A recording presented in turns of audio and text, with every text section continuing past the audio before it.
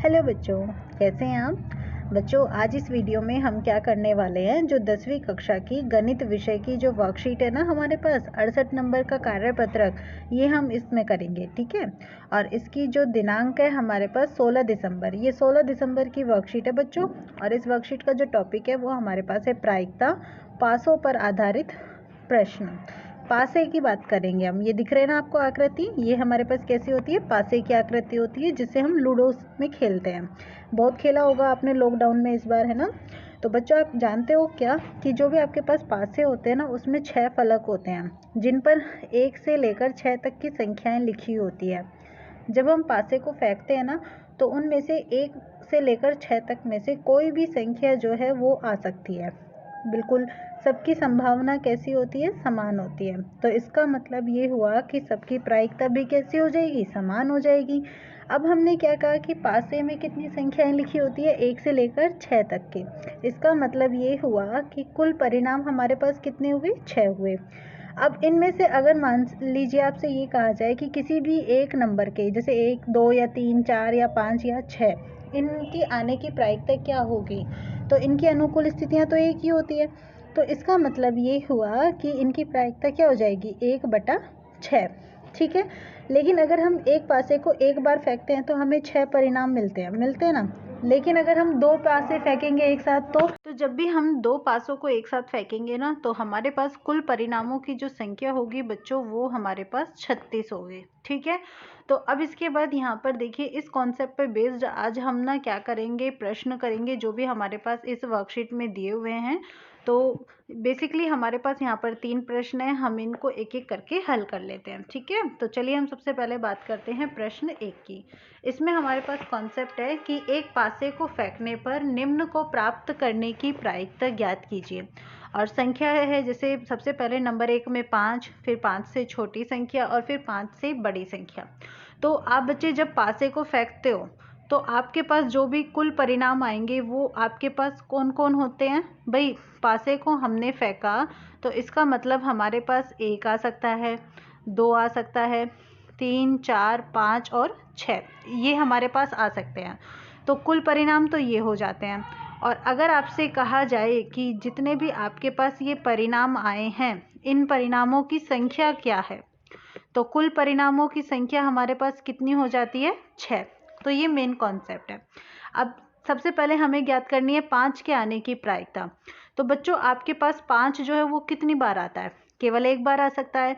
तो इसका मतलब ये हुआ कि जो भी संख्या 5 है आने की, इसकी जो भी संभावित स्थिति है, या फिर हम ये कह सकते हैं कि जो इसकी संख्या है कि ये कितनी बार आ सकता है, अनुकूल स्थितियां, वो हमारे पास कितनी है, सिर्फ 1। भाई हम जब पासे को उछालेंगे तो 1, यानी कि जो 5 है वो तो मुश्किल से सिर्फ 1 बार ही आ सकता है, यानी कि 1। तो हमारे पास प्रायिकता यहाँ पे क्या हो जाएगी, फिर इसकी 5 आने की प्रायिकता 1/6, ये हमारा उत्तर हुआ। ठीक है। ऐसे ही अब हम इसका दूसरा भाग देखते हैं। दूसरे भाग में हमें क्या करना है, 5 से छोटी संख्या आने की प्रायिकता पूछी है। तो बच्चों, 5 से छोटी संख्या हमारे पास जो पासे के अंदर होती है वो कौन कौन सी होती है भाई। वो आपके पास होती है यहाँ पे 1, 2, 3 और 4। तो ये जितनी भी हमारे पास अनुकूल स्थितियां हैं 5 से छोटी संख्या आने की, इनकी संख्या कितनी है, अनुकूल स्थितियों की संख्या कितनी है, ये हमारे पास गिन के बताएंगे जरा। बिल्कुल, 1, 2, 3, 4। तो इसका मतलब ये हुआ कि ये जितनी भी हमारे पास यहाँ पे अनुकूल स्थितियां हैं, इनकी संख्या हमारे पास कितनी है, 4 है। तो बच्चों, फिर हमारे पास प्रायिकता कितनी हो जाएगी भाई, 4। तो अनुकूल स्थितियां, और बटे में भाग देंगे हम किससे, कुल स्थितियों से, 4/6, यानी कि 2 दूनी 4 और ये 2 तिया 6, तो 2/3 हमारे पास उत्तर आ जाता है। ओके। अब इसके बाद हम तीसरा भाग देखते हैं। इसमें हमसे कहा है कि 5 से बड़ी संख्या। तो बच्चों, 5 से बड़ी संख्या कौन सी होती है, 5 से बड़ी संख्या जो पासे पे आ सकती है वो तो केवल 6 ही होती है। इसका मतलब ये हुआ कि अगर आपसे कहा जाए कि इसकी अनुकूल स्थितियों की संख्या कितनी है, तो भाई कितनी बार आ सकता है, 6 तो सिर्फ 1 बार ही आ सकता है। जब हम पासे को उछालेंगे 1 बार, तो 6 हमारे पास केवल 1 बार आ सकता है।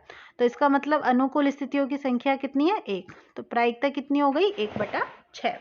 अब इसके बाद हम यहाँ पे प्रश्न 2 देखते हैं, जिसमें हमसे कहा है कि 2 500 को एक साथ फेंका जा रहा है, ठीक है, और इसको निम्न को प्राप्त करने की प्रायिकता ज्ञात कीजिए। तो बच्चों जब आप 2 500 को एक साथ फेंक रहे हो तो कुल परिणाम हमारे पास कितने होते हैं? हमने अभी अभी देखा था कि कुल परिणाम हमारे पास 36 होते हैं 2 500 को अगर हम एक साथ फेंकते हैं तो इसमें आपसे कहा है कि अब अच्छा आप सोच रहे हैं कि 36 कैसे होते हैं? बेटा बहुत ईजी सा है। देखो जब हमने देखा पासे को पहली बार में मान लो 1 आया तो दूसरी बार में 1 आ सकता है, या हो सकता है कि दूसरी बार में 2 आ जाए, या फिर 3 आ जाए, ऐसे, ठीक है, या फिर 4 आ जाए, या फिर 5 आ जाए, या फिर क्या आ जाए, 6 आ जाए। तो ये परिणाम हमें 1 आने पे मिले। ऐसे ही हमें 2 आने पे भी इसी प्रकार से परिणाम मिल सकते हैं कि 2 आ जाए, या फिर 2 के बाद 3 आ जाए, या फिर 2 से 6। ऐसे ही हमें 3 के बाद मिल सकते हैं ये सभी परिणाम। कुल मिलाकर ऐसे ही हम देखें तो हमें 6 के बाद भी ये सारे परिणाम मिल सकते हैं। तो इसका मतलब हर बार में 6, ठीक है, यहाँ पे भी 6, 3 में फिर 6, फिर ऐसे ही 4 5 6 सबको गिनेंगे ना तो टोटल मिलाकर हमारे पास आएंगे 36। तो कुल परिणाम तो है 36। अब दोनों पासों पर अभाज्य संख्या आ रही है तो पहला भाग हम ज्ञात करते हैं। दोनों पासों पर अभाज्य संख्या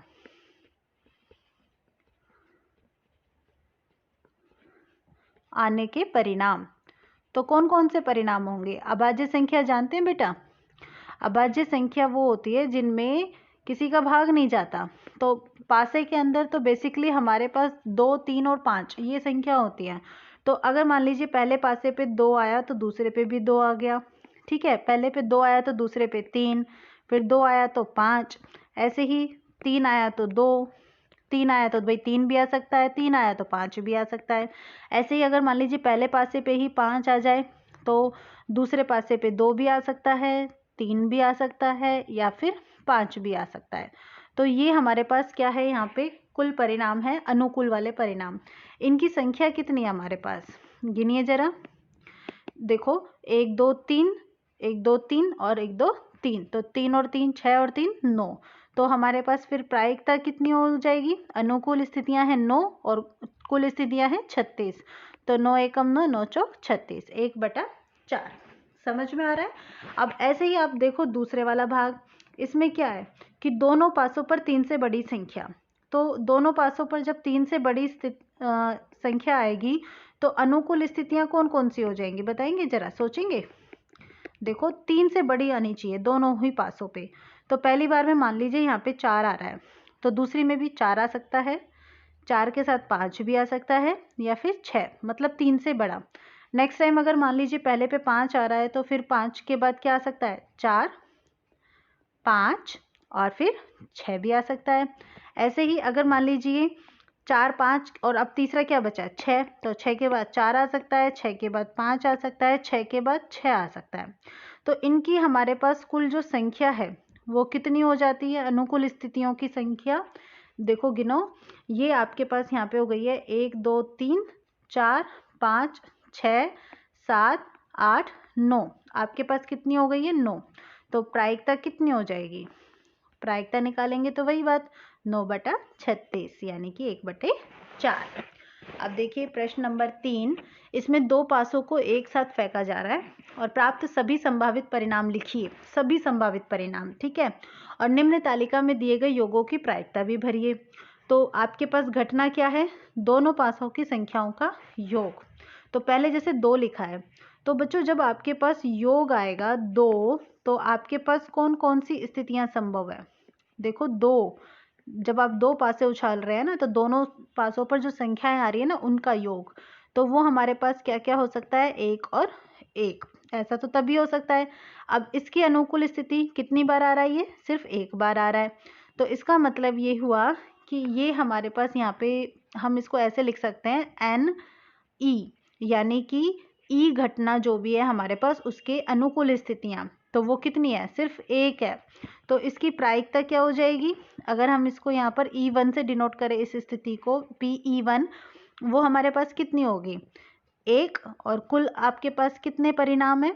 2 पासों को उछाल रहे हैं तो 2 पासों को उछालने पे कुल परिणाम होते हैं 36, यानी कि 1/36। तो देखिए यहाँ पे 1/36 लिखा हुआ है। अब अगली बार आपके पास योग कितना आना चाहिए, 3 आना चाहिए। तो ऐसी आपके पास कौन कौन सी स्थितियां संभव है। देखिए, जब आपके पास 500 की संख्याओं का योग 3 आए, तो आप देख पा रहे हैं कि पहली पे अगर 1 आ जाता है तो 1 2 या फिर 2 1, इसके अलावा कोई और है क्या, नहीं है ना। तो इनकी आपके पास संख्या क्या हुई। अब यहाँ पे जो आपके पास योग कितना है, 3 आ रहा है। यहाँ पे मैं इस घटना को अगर E2 नाम दूं तो इनकी संख्या मेरे पास कितनी है, 2। तो मेरे पास इसकी प्रायिकता कितनी हो जाएगी, अनुकूल स्थितियां 2, और भाग देंगे किससे, कुल परिणाम से, यानी कि 2/36। तो हम यहाँ पर लिखते हैं 2/36। ठीक है। ऐसे ही तीसरी बार में हमारे पास योग कितना आना चाहिए, 4। तो हमारे पास कौन कौन सी स्थिति होंगी, देखिए 1 3 हो सकता है, या फिर देखो अगर 1 है तो 3, 1 और 3 4 हो गए ना। लेकिन अगर हमारे पास 2 आया तो दूसरे पासे पे क्या आना चाहिए, 2 आना चाहिए, 2 और 2 4। अगर मान लीजिए तीसरे पासे पे 3 आया तो अब क्या आना चाहिए, 1 आना चाहिए। अब अगर मान लीजिए पहले पासे पे 4 आया तो 4 के बाद तो हमें तो योग तो चाहिए 4 ही, इसका मतलब हमें दूसरे पासे को उछालने की जरूरत नहीं पड़ी। तो कुल मिलाकर हम कहेंगे सिर्फ ये 3 ही स्थिति संभव है। ठीक है। इस घटना को अगर हम E3 माने, योग जो हमारे पास 4 आ रहा है, तो हमारे पास E3 की कितनी संख्या है, 3। तो प्रायिकता कितनी हो गई इस घटना की, हमारे पास 3/36। हमने यहाँ पर लिखा 3/36। ऐसे ही अब हम योग 5 की बात करते हैं। योग 5 आना चाहिए। तो बच्चों देखो कौन कौन सी स्थितियां संभव है। अगर 1 आया तो 4 आ सकता है। ठीक है। 2 आया तो क्या आएगा, 3। ऐसे ही अगर 3 आया तो 2 आएगा, फिर 4 आया तो 1 आएगा। कितनी स्थितियां आई हमारे पास, ये 4। इसको हम NE4 यानी कि नंबर ऑफ E4, E4 घटना की संख्या कितनी है, 4। तो प्रायिकता कितनी हो गई हमारे पास इसकी, 4/36। ये हमने लिखा 4/36। अगली बार हम करते हैं तो योग हमारे पास कितना आ रहा है, यहाँ पे 6 आ रहा है। तो इसकी स्थितियां देखो, 1 आया तो 5 आ सकता है, फिर 2 आने पे 4, 3 आने पे 3, 4 आने पे 2, 5 आने पे 1। तो कितना हुआ भाई, अगर आप इस घटना को E5 घटना से प्रदर्शित करें तो कितना हुआ, 5। तो इसकी प्रायिकता भी हमारे पास E5 घटना की कितनी हो जाएगी, 5/36। तो यहाँ पे क्या आएगा, 5/36। अब ऐसे ही देखिए 7 आने पे योग आपके पास कितना आना चाहिए, 7। तो कौन कौन सी स्थितियां संभव है, 1 के बाद 6 आ सकता है, 2 के बाद 5, और अगर 3 आ रहा है तो 4 आ सकता है जी, और अगर 4 आ रहा है तो फिर 3 आ सकता है, 5 आने पे 2 आ सकता है, और 6 आने पे 1 आ सकता है। तो अगर हम इस घटना को E6 से प्रदर्शित करें तो कितनी है ये, गिनिए जरा, 1 2 3 4 5 6, 6 है ये हमारे पास। तो इसकी हमारे पास प्रायिकता कितनी हो जाएगी, 6/36। यहाँ लिखा हमने 6/36। अब इसके बाद हमारे पास यहाँ पे 8 का तो दिया हुआ योग, 8 आने का 5/36। हमें 9 10 और 11 का ज्ञात करना है, तो अब हम उनको ज्ञात करते हैं। अब हमारे पास जो योग है वो आना चाहिए 9। तो स्थितियां कौन कौन सी संभव है भाई, अगर आपके पास पहले पासे पर 1 आ जाए, ठीक है, 1 आ जाए तो दूसरे पे ज़्यादा से ज़्यादा 6 आ सकता है। तो 1 और 6 ये तो हमारे पास स्थिति संभव नहीं है। अगर 2 आए तो 2 और मतलब फिर योग नहीं आ रहा ना, 2 आए तो 6 भी ले आओगे तो 2 और 6 8 हुए, 9 तो नहीं हुए। तो इसका मतलब 3 आना चाहिए पहले पासे पे। पहले पासे पे 3 आया तो दूसरे पे क्या आ सकता है, ज़्यादा से ज़्यादा 6। ऐसे ही पहले पासे पे अगर 4 आया तो फिर उसमें 5 आ सकता है, 5 आया तो जी 4 आ सकता है, या फिर 6 आया तो 3 आ सकता है। तो इसका मतलब ये हुआ कि अगर हम इस घटना को प्रदर्शित करें किससे, E9 से, तो E9 की हमारे पास संख्या कितनी है जी, यहाँ पे 1 2 3 4, 4 है। तो प्रायिकता कितनी हो जाएगी हमारे पास E9 घटना की, 4/36। ठीक है। तो यहाँ पे आप लिखेंगे 4/36। अगली बार में आपके पास योग कितना आना चाहिए, 10 आना चाहिए। तो देखो 3 भी आया, जैसे आपने देखा 3 के बाद 6 आ रहा था, तो ये तो संभव नहीं है। तो 4 हो सकता है, 4 के बाद 6 आएगा, 5 अगर लेंगे तो 5 आएगा, 6 लेंगे तो योग आपको कितना करना है 10, तो क्या आ सकता है 4। तो आपके पास अगर हम इस घटना को E10 से प्रदर्शित करें तो कितनी स्थितियां हो गई है 3। तो प्रायिकता क्या हो गई इस घटना की हमारे पास 3/36। ये लिखा हमने यहाँ पे 3/36। अगली बार हमारे पास जो योग है वो कितना आना चाहिए जी 11 आना चाहिए। 11 होगा तो हमारे पास क्या आ सकता है 4 के बाद तो 6 ही आ सकता है, यानी कि ये तो संभव नहीं। 5 के बाद 6 आ जाएगा या फिर 6 के बाद 5 आ जाएगा। तो आपके पास इनकी जो संख्या है n और इसे हम प्रदर्शित करेंगे E11 से कितनी आई 2 आई। तो आपके पास इसकी प्रायिकता कितनी आ जाती है 2/36। तो ये हमारे पास यहाँ पे वर्कशीट हमारी कंप्लीट होती है। मैं उम्मीद करती हूँ आपको बच्चों अच्छे से समझ में आई होगी वर्कशीट। अगर आपको अच्छी लगी तो आप प्लीज़ इसे लाइक कीजिएगा, कमेंट कीजिएगा, चैनल को सब्सक्राइब कीजिएगा। Thank you so much for watching my channel.